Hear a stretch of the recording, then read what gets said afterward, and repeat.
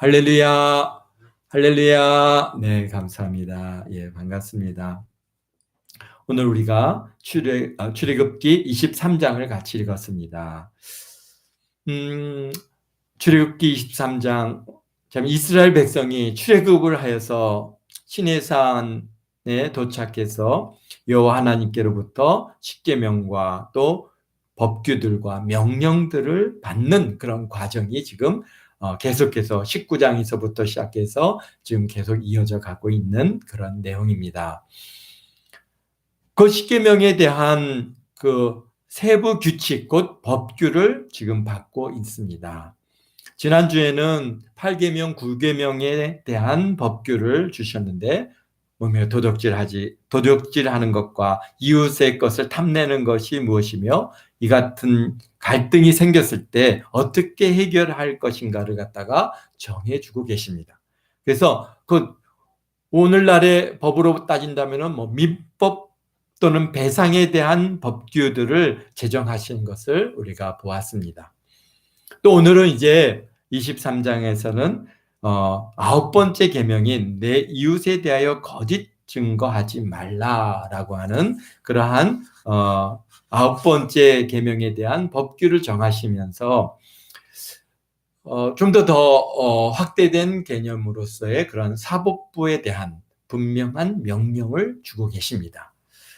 우리가 여기서 생각해 봐야 할 것은 출애굽이란 놀라운 구원의 역사를 이루어 주신 이유가 무엇이겠느냐는 것이요. 무엇일까요? 이스라엘 백성이 노예로 사는 것이 안타까워서 그 고통을 줄여주시려고 그들에게 출애굽을 시켜서 지금 자유를 주시기 위해서 그렇게 이스라엘 백성들을 출애굽을 시켰는가? 물론 고통하는 이스라엘 백성들의 울부짖음을 들으시고 그들을 구원하신 것은 분명합니다.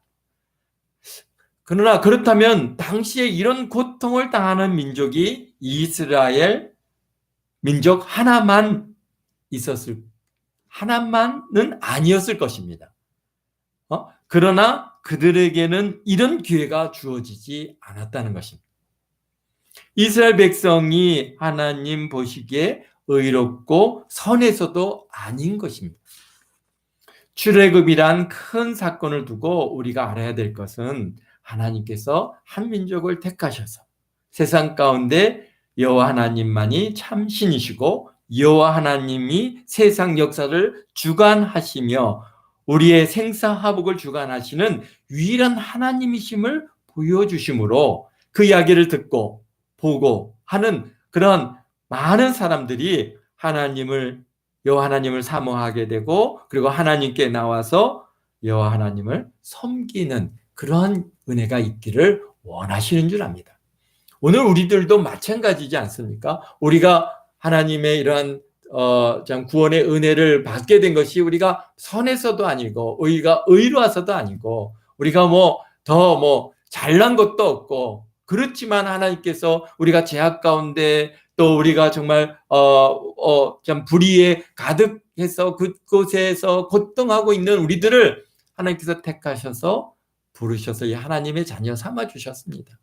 근데 우리를 하나님의 자녀로 삼으신 중요한 그 하나님의 뜻은 바로 이 출애굽을 시킨 이 은혜와 큰 차이가 없다고 보는 것입니다. 우리를 통해서 우리의 선한 행위를 위해서 어떻게 해요? 많은 사람들이 정말 예수님이 살아 계시는구나. 하나님은 계시는구나. 정말 누가 믿는 하나님을 나도 믿어야 되겠다라고 하는 그런 전도자로서 우리가 하나님을 전파하는 사람으로서 우리 하나님께서 우리를 사용하시고자 하는 그런 깊은 뜻이 있는 줄 믿습니다. 그렇기 때문에 우리가 출애굽기는 그냥 과거의 이스라엘 백성들의 역사가 아니라 오늘 또한 우리들에게도 그대로 적용되어질 수 있는 그런 부분들이 아주 굉장히 일맥상통한 부분들이 많이 있다는 것입니다. 그렇기 때문에 물론 우리가 시간적으로나 또는 이렇게 그런 자연 환경적으로나 모든 것들은 완전히 지금 우리가 애굽이라고 하는 땅에서 이렇게 나온 것은 아니지만 그러나 이 세상은 우리 이 정말 하나님을 믿지 않는 이 세상이 바로 애굽이고, 그 애굽에서 우리가 이제 어떻게 합니까? 구별돼서 끌려 나왔고, 그래서 하나님의 백성들이 이렇게 모여서 하나님을 섬겨 나가는 이 과정이 바로 우리에게서는 이스라엘 백성들의 광야의 교회 생활과 오늘 우리의 생활과 우리가 다 동일한 것입니다.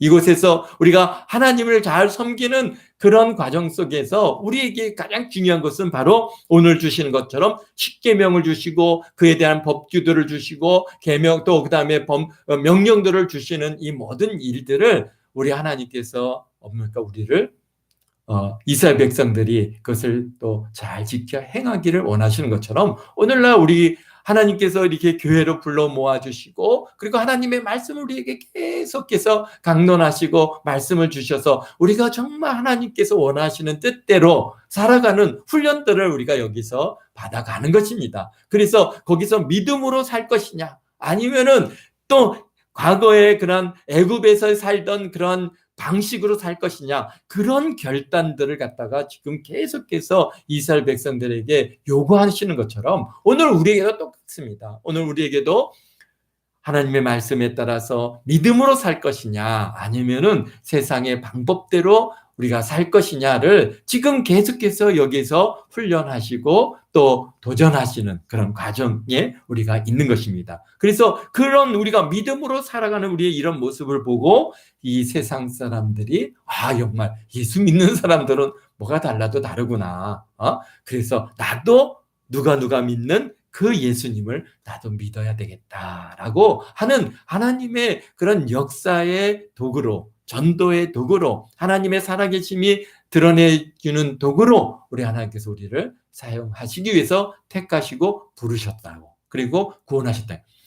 그것이 우리 하나님께서는요 어땠습니까? 극적일수록 더 많은 사람들한테 효과가 있지 않습니까? 정말 그냥 저 사람은 원래 저렇게 착한 사람인데 의로운 사람인데 라고 하는 사람들이 주님께로 돌아온 것과는 또 다르게 정말 못됐어요. 정말 세상에 이런 악한 자가 없어요. 그런 사람이 예수님을 믿고 다 변화돼서 정말 하나님의 사람으로 변화된 모습을 볼 때 하나님께서 많은 사람들이 누가 예수님을 믿더니 누가 교회를 다니더니 완전히 새 사람이 됐어. 신기한 일이네. 어떻게 그런 일들이 다 있지? 나도 한번 좀 가봐야 되겠네. 그렇게 하나님께서는 그렇게 쓰시는 그런 하나님의 은혜가 어떤 면에서는 더 극적인 효과가 있는 것이죠. 그래서 우리가 사실 이 세상 사람들보다 더 악하고 더 좀 죄악이 많았던 우리들이었다고 하는 사실. 이스라엘 백성들을 보십시오. 얼마나 그들이 정말 이제 앞으로도 계속해서 나가지만은 사사건건 원망하고 불평하고 참 믿음의 모습들은 정말 보이지 않나. 그러나 그중에도 믿음의 사람들이 있죠. 여호수아 갈렙 같은 믿음의 사람들이 있고 그래서 그 믿음의 사람을 통해서 하나님께서 어떻게 합니까? 이스라엘 이 백성들을 이끌어 가시는 것을 우리가 보게 되는 것입니다. 오늘 우리들도 마찬가지입니다. 모든 사람들이 다 동일한 믿음을 갖는 것이 아닙니다. 그러나 분명한 것은 우리 그 중에서 참으로 신실한 훌륭한 믿음의 사람들을 통해서 하나님께서 이 오늘날 이 교회의 역사들을 이끌어 가고 계시다고 하는 이 사실을 우리가 잊지 마시고 우리가 이 출애굽기를 통해서 그러한 하나님의 은혜를 우리가 경험해 보기를 원합니다. 그래서 출애굽기 사건을 통해서 하나님께서 원하시는 그분의 계획을 이루어 가시는 것인데 그것 중에 하나가 우리의 뭐냐면은 오늘날 우리는 부활주의를 지키고 있습니다. 예수님께서 십자가에 죽으시고 부활하심으로 죄와 사망을 이기고 우리에게 구원의 길을 활짝 열어주셨습니다. 이 부활의 사건이 믿는 자에게는 구속의 길이고 영생의 길을 열어주셨습니다. 그 고난과 죽음과 부활의 은혜를 입은 우리는 어떤 삶을 살아야 할 것인가? 오늘 이스라엘 백성과 우리 주의 백성이 놓여 있는 상황이 비슷합니다. 우리가 이런 구원을 얻은 것은 우리가 선하거나 의로운 것이 아닙니다. 전적으로 하나님께서 베풀어 주신 은혜인 것입니다. 이와 같이 이스라엘 백성들도 하나님께서 아브라함을 택하셨어요. 아브라함을 택하실 때 그가 뭐 특별한 존재가 아닙니다. 우상이 가득했던 우상의 도시에 살고 있던 그러한 아브라함입니다. 그러나 하나님께서 그를 택하시고 민족을 이루게 하시고 애굽에서 이끌어내셔서 오늘 시내산에 이끌어 오신 것입니다. 이렇게 구원을 받은 것은 출애굽의 완성이 아닙니다. 이스라엘 백성들을 갖다가 애굽 땅에서 끌어내는 게 그 하나님의 그 최종적인 목적이 아닙니다. 어디입니까? 가나안 땅에 들어가는 것이 최종적인 목적인 것입니다.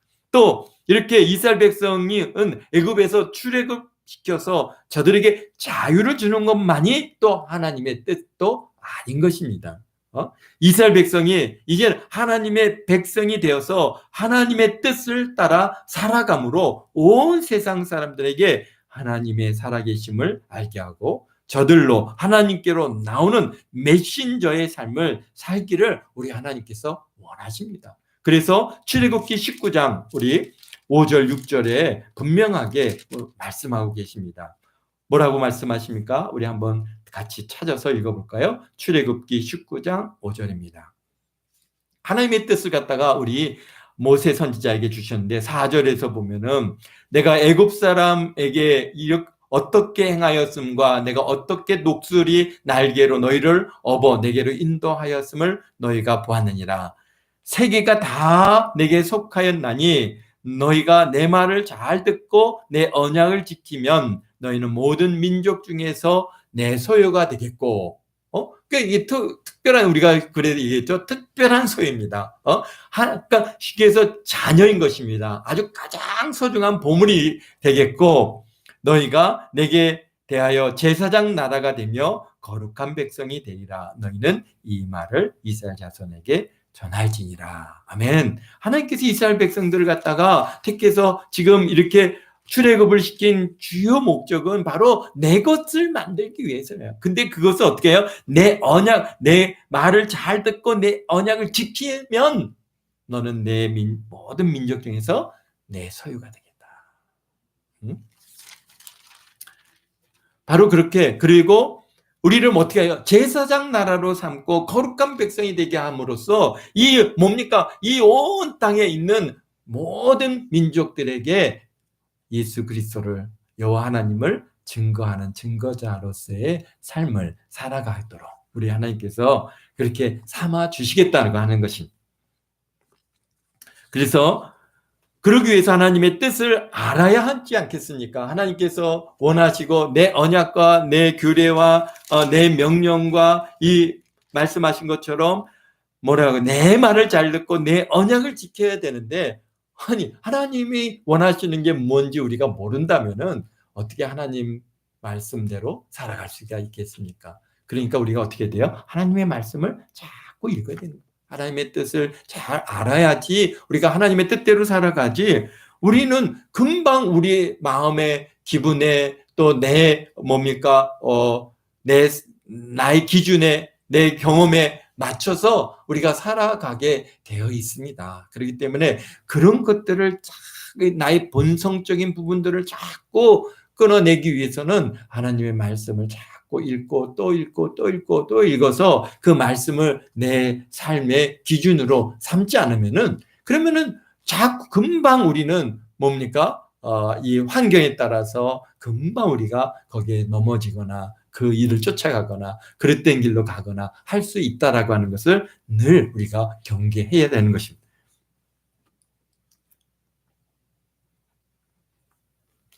그래서 이스라엘 백성이 이제 하나님의 백성이 되어서 하나님의 뜻을 따라서 살아감으로 온 세상 사람들에게 하나님의 살아계심을 알게 하고 저들로 하여금 하나님께 나오는 메신저의 삶을 살기를 원하시는 것입니다. 그러기 위해서는 하나님의 뜻을 알아야 합니다. 그분의 계명도 알아야 되고 법규도 알아야 여호와 하나님 뜻대로 살아갈 수 있게 되는 것입니다. 그런데 이렇게 주어지는 법규들도 보면 정말 놀라운 것은 현대를 살아가는 우리에게도 조금도 이상하거나 부당하게 느껴지는 것이 없다라고 하는 것입니다.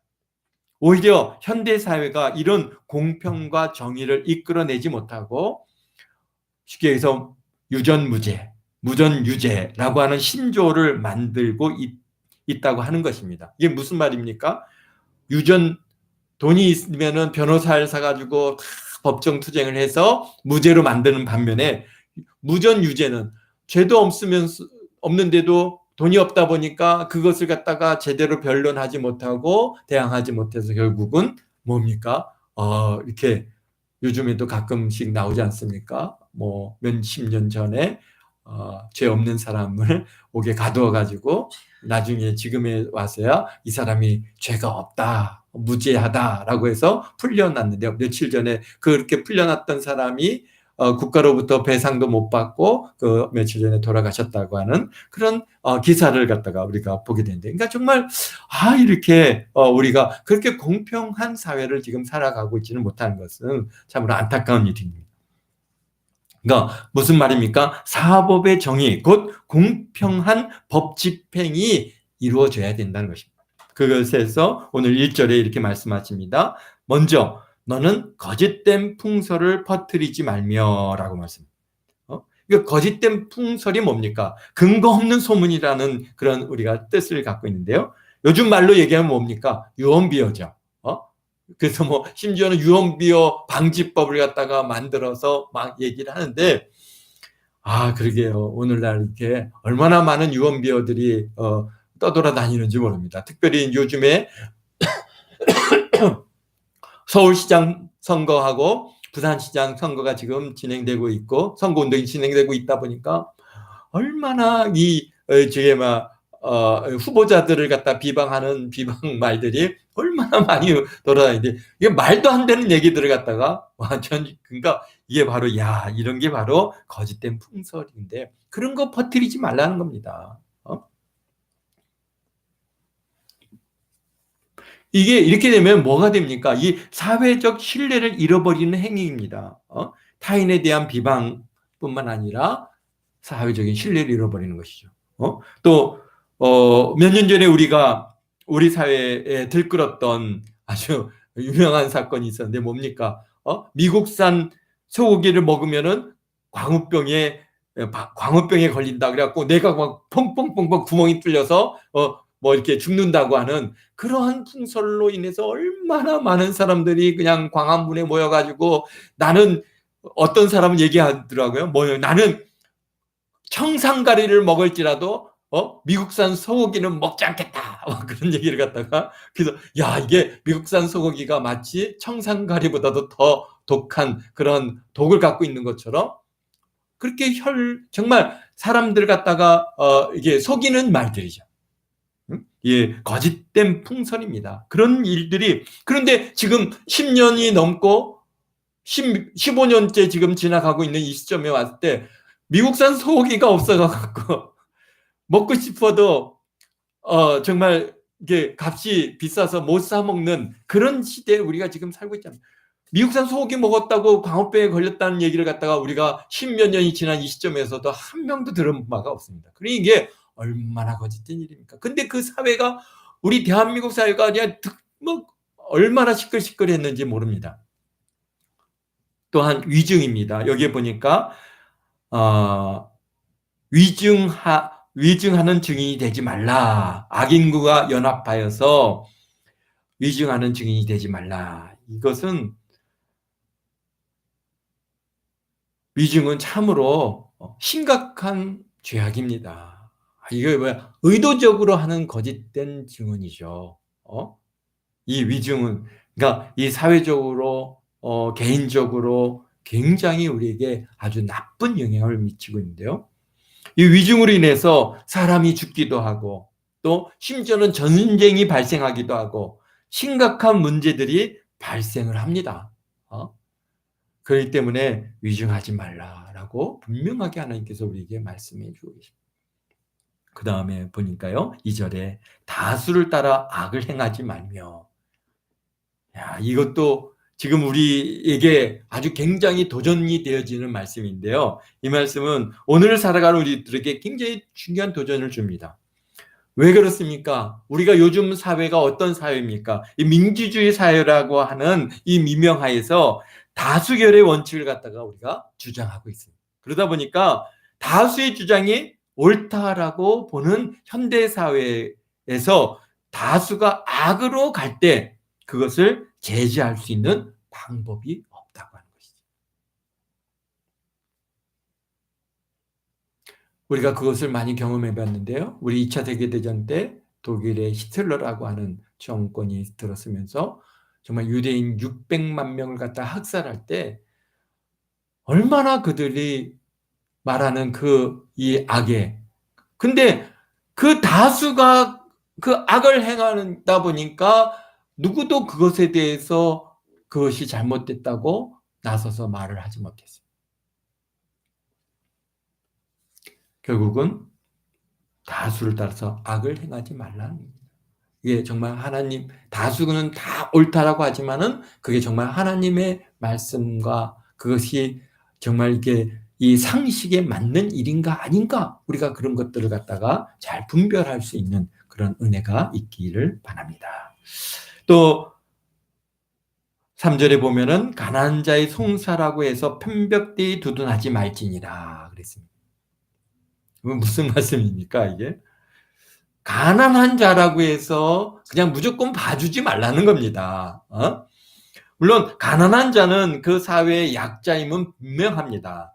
그러나 가난한 자라고 해서 법 집행이 공의와 정의를 왜곡시켜서는 안 된다라고 말씀하고 계신 것입니다. 곧 법은 모든 사람들에게 공평해야 하는 것입니다. 아주 유명한 이 실화인데요. 유명한 그런 판결이 있었는데요. 뭐냐면은 미국 뉴욕 법정에서 있었던 유명한 판결인데요. 1930년도 말쯤에 있었던 일입니다. 어느 가난한 노인이, 그 당시가 이제 대공황 시기였기 때문에 정말 먹기가 어렵고 정말 배고파했던 그런 시기인데요.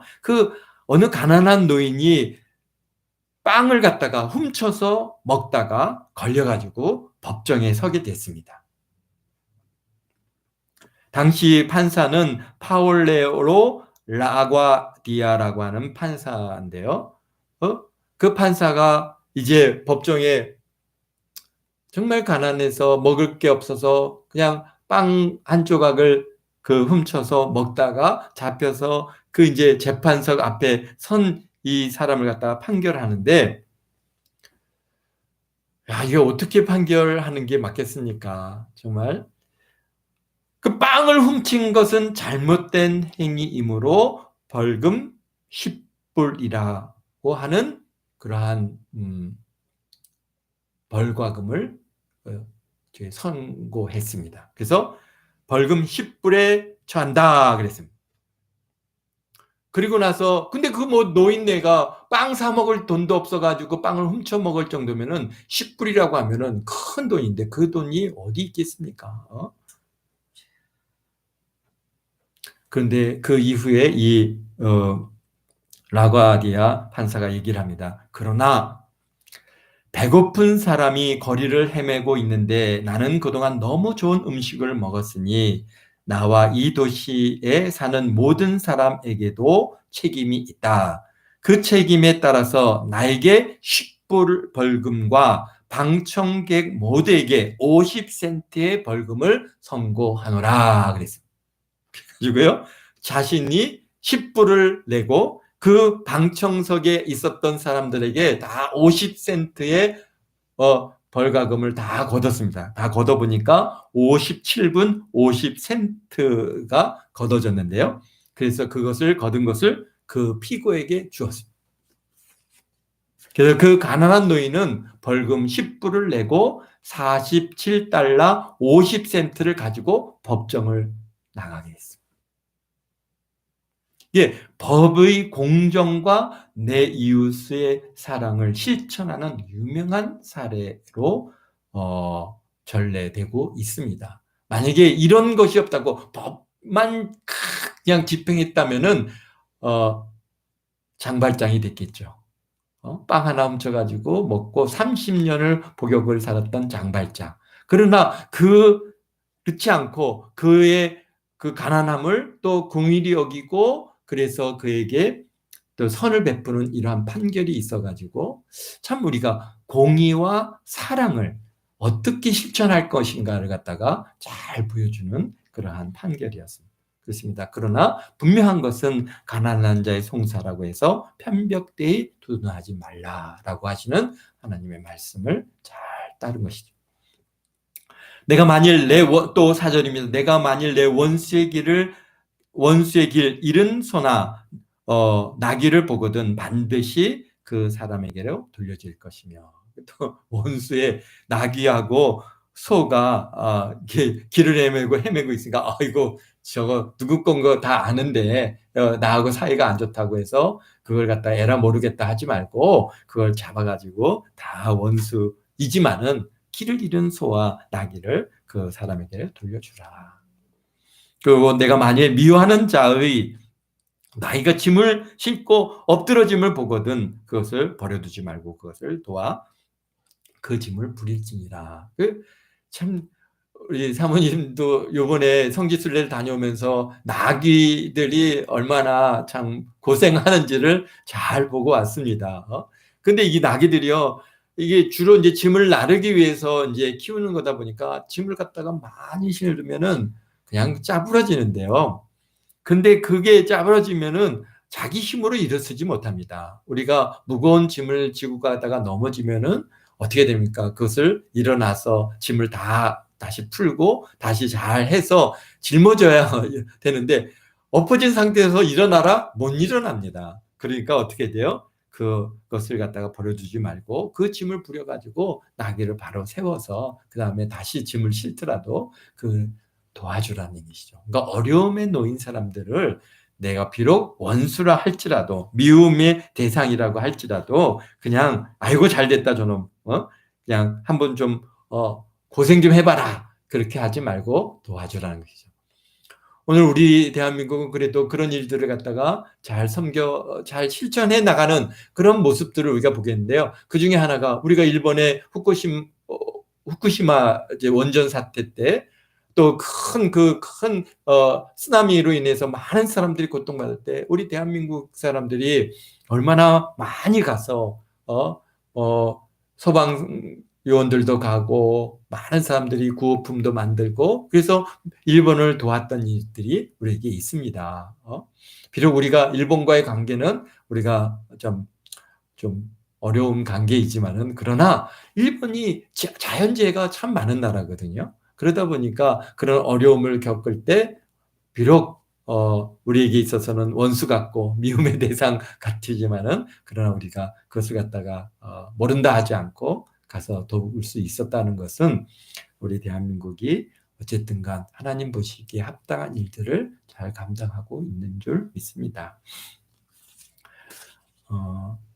또 우리 6절에 보니까 너는 가난한 자의 송사라고 정의를 굳게 하지 말며, 또 이것도 반대 말씀이죠. 가난한 사람이 송사했는데 그 가난하다고 해서 공평하게 정의로 판결하지 아니하고 그를 무시하고 오히려 돈 갖고 많은 사람들의 편에 서서 판결을 내리는 것, 그런 거 쉽게 얘기해서 무전유죄 그렇게 되지 않게 그렇게 하라라고 하시는 말씀. 또 거짓 일을 멀리하며 무죄한 자와 의로운 자를 죽이지 말라. 나는 악인을 의롭다 하지 아니하겠노라. 너희는 뇌물을 받지 말라. 뇌물은 밝은 자의 눈을 어둡게 하고 의로운 자의 말을 굽게 하느니라. 특별히 이게 이제 앞으로 우리 동안교회 성도들 중에서도 이제 자연스럽게 이제 사회에 나가서 이제 높은 자리에 서게 되어질 때 가장 조심해야 될 거는 바로 뇌물입니다. 이 뇌물이요, 받을 때는 좋은데요. 그러나 그 뇌물은 우리 사람들의 눈을 어떻게 합니까? 어둡게 합니다. 판단력을 잃게 하고, 그러니까 이게 뇌물인가 선물인가 분명하게 여러분들이 그것을 갖다가 잘 분별할 줄 알아야 됩니다. 선물일 때는 뭐 당연히 받아도 상관없겠지만은 뇌물은 받지 마. 그럼 선물과 뇌물의 차이는 뭘까요? 선물과 뇌물의 차이는 액수입니다, 액수. 어? 뭐 우리가 그냥 선물로 한 5만 원, 10만 원 이렇게 선물을 우리가 주고받을 수 있는데 선물로 1,000만 원, 2천만 원, 뭐 1억 이렇게 주는 일은 없지요. 그러니까 이게 그래서 우리가 이 뭡니까 법을 만들어 놓고 있지 않습니까? 공무원들은 뭐 13만 원 이하로만 뭐 선물을 주고받을 수 있다라고 하는 이유가 선물입니다. 그 이상을 넘어가면은 이거는 뭔가 의도를 가지고 다가오는 것이기 때문에 여러분들에게 이유 없이 큰 뭐 선물을 갖고 온다.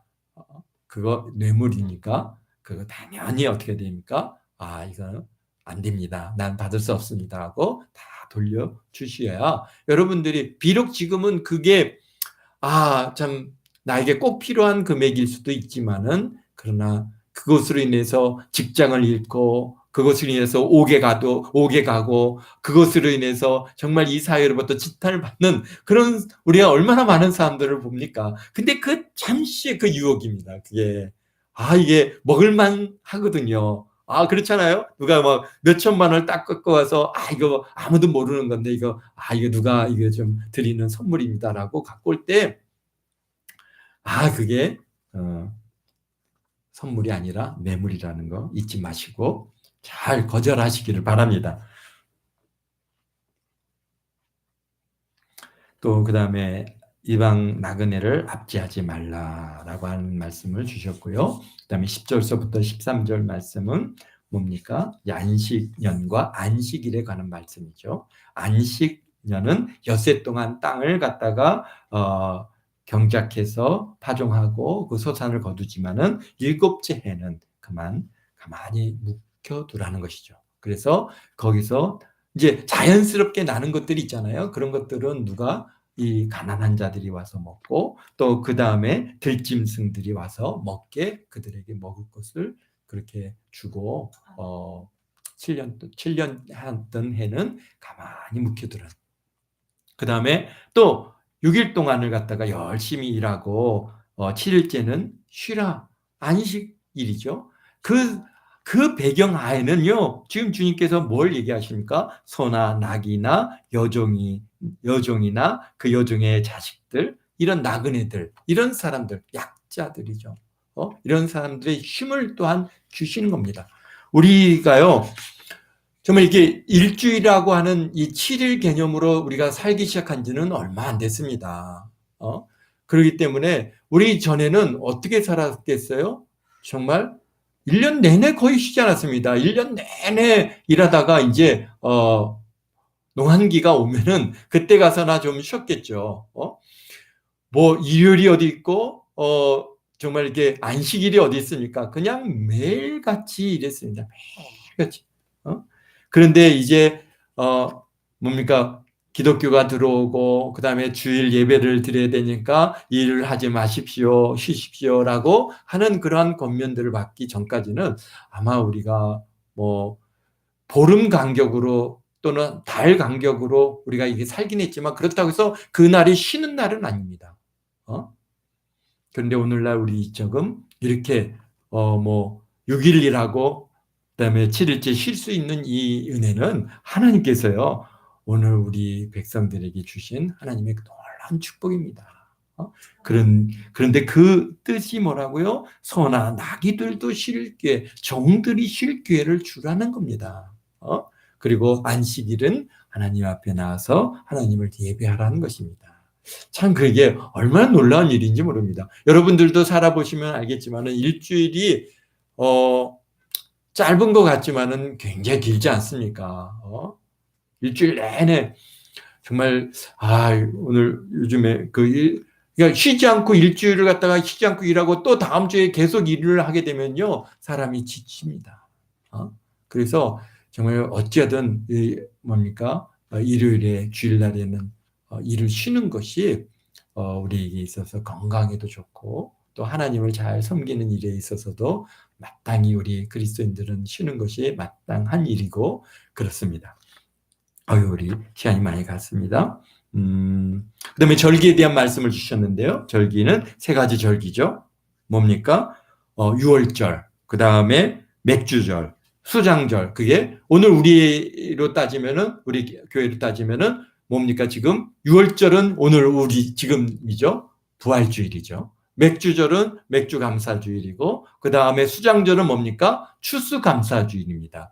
그렇기 때문에 그것이 시기는 조금 차이는 있을 수 있겠지만 거의 일치하게 오늘날 우리 교회들도 이 하나님의 이러한 세 가지 절기를 잘 지키고 있다고 하는 사실을 우리가 알아야 됩니다. 그 다음에 하나님의 명령, 우리 22절에 내가 그 목소리를 잘 청정하고 내 모든 말대로 행하면 하나님께서 이런 복을 주시겠다는데, 어떤 복을 주시면 원수의 대적이 하나님께서 되어주시겠고, 가난한 칠족석을 그들 앞에서 끊겨주실 것이고, 양식과 물에 복을 내리실 것이고, 25절입니다. 그리고 병을 제하여 줄 것이고, 그 다음에 낙태나 불임이 없게 해주실 것이고, 원수를 몰아내 주실 것이고, 그 다음에 왕벌을 통해서 원수를 쫓아내 주시겠다라고 하는 7가지의 그런 하나님의 복을 갖다가 선포해 주고 계십니다. 그러면서 마지막으로 34절에 그들이 이방인들을 갖다가 쫓아내는 이유는 뭐냐면요, 그들이 내 땅에 머물지 못하게 할 것은 그들이 너를 내게 범죄하게 할까 두려움이라. 이게 굉장히 중요해요. 참 우리가 그래서 좀 안 믿는 자들과의 깊은 사귐이라는 게 굉장히 조심해야 되는 부분들이 바로 여기 있습니다. 왜요? 그들이 하여금 자꾸 우리를 갖다가 범죄하는 자리로 끌고 간다고 하는 그런 위험성이 있습니다. 그래서 그들이 내 땅에 머물지 못하게 하는 것은 그들이 너를 내게 범죄하게 할까 두려움이라. 내가 그 신들을 섬기며 그것이 너의 올무가 되리라. 그래서 사실 이 이스라엘 백성들에게는 그러한 이방인들과 함께 사는 문제이고, 오늘 우리가 살아가는 이 시대에는 정말 안 믿는 불신자와 너무 깊은 그런 친구 관계를 갖다 형성하고 그들과 그냥 늘 밀접하게 그렇게 같이 생활하게 되어질 때 우리는 자연스럽게 그들이 쫓는 그들의 신을 따라갈 위험성이 충분히 있다고 하는 것입니다. 그들의 생각과 그들의 사고방식과 그들의 말과 이런 모든 것들이 우리를 갖다가 자꾸 우리에게 영향을 미칩니다. 하나님의 말씀이 우리의 기준이 되어야 되는데 자꾸 이 세상 사람들의 그러한 말과 행동이 우리의 기준이 되어가지고 우리도 나도 모르는 사이에 어떻게 됩니까? 비판적이 되고, 나도 모르는 사이에 뭡니까? 원망하고 또 미워하고 시기 질투하고 다투고 하는 그런 사람으로 내가 변화되어 간다고 하는 사실을 우리가 봐야 됩니다. 그게 결국 우리에게 뭐가 되는 거예요? 올무가 되는 것이죠. 그래서 정말 이러한 일에 있어서 오늘 우리들에게는 정말 이렇게 안 믿는 자들을 전도 대상이지 그들이 우리의 아주 절친이 되어질 수는 없다고 하는 이 사실을 갖다가 늘 마음에 새기고 잘 승리하시는 그 한 주간 되시기를 주님의 이름으로 축원드립니다. 기도하겠습니다. 사랑의 예수님, 감사해요. 오늘 우리 예수님께서 저 사망 권세를 깨뜨리시고 아버지 저 죽음에서 일어나 부활하셔서 우리의 부활의 주가 되어주심을 감사합니다. 오늘 우리 동안교회 성도들 참으로 이 출애굽기 23장의 말씀처럼 아버지 하나님 공평한 삶을 살게 도와주시고 하나님의 뜻을 쫓아 살게 하시고 하나님의 명령을 우리의 삶에 잘 준행하고 아버지 실천할 수 있는, 그래서 하나님께로부터 7가지의 복을 받아 누리는 그런 우리 동안교회 모든 성도들 다 되도록 주님께서 축복하심을 감사합니다. 우리 하나님께서 오늘 우리에게 말씀하시기를 너는 넉넉한 자라라고 말씀하셨습니다. 우리는 하나님께로부터 아버지 우리에게 넉넉하게 우리에게 채워주신 줄 믿습니다. 그 넉넉함을 가지고 많은 사람들에게 선을 베풀고 그들을 어려운 가운데 있는 사람들을 돕고 아버지 하나님, 그래서 많은 사람들이 주님께로 돌아올 수 있는 그런 아버지 전도자의 삶을 우리가 잘 살아갈 수 있도록 주님 도와주시옵소서. 우리 도안계 성도들에게 풍성한 것들로 채워주시고 아버지의 넉넉하게 주님께서 베풀어 주시고 저들의 손에 아버지 하나님이여 참으로 좋은 것들로 채워주셔서 나눠주고 베풀어주고 구워주는 귀한 손길 다 되기셔서 많은 사람들이 우리 동안계 성도들의 그러한 아버지 하나님의 은혜를 덧입음으로 말미암아 하나님께로 나오고 예수님을 구주로 영접하고 하나님의 자녀들이 되어지는 그런 놀라운 전도자의 삶을 살아갈 수 있도록 주님 도와주시기를 원합니다. 이루시고 영광받아 주옵소서. 이 한 주간도 우리 동안계 성도들에게 가장 좋은 것들로 채워주시고 아버지 하나님께서 좋은 것들로 먹여주시고 입혀주시고 채워주셔서 나가도 복을 받고 들어와도 복을 받고 하나님마다 다 복 있는 그런 귀한 우리 동안계 성도들 다 되도록 주님 축복하시고 무엇보다도 모든 유언과 사부터 지켜주시고 모든 질병에서부터 지켜주시고 특별히 코로나에서부터 지켜주셔서 아버지 하나님 참으로 이 참 위험한 시기 이 아버지 하나님의 고난의 시기를 잘 지나갈 수 있도록 주님 도와주심을 감사합니다. 이루시고 영광 받아주세요. 예수님의 이름으로 기도하옵나이다. 아멘.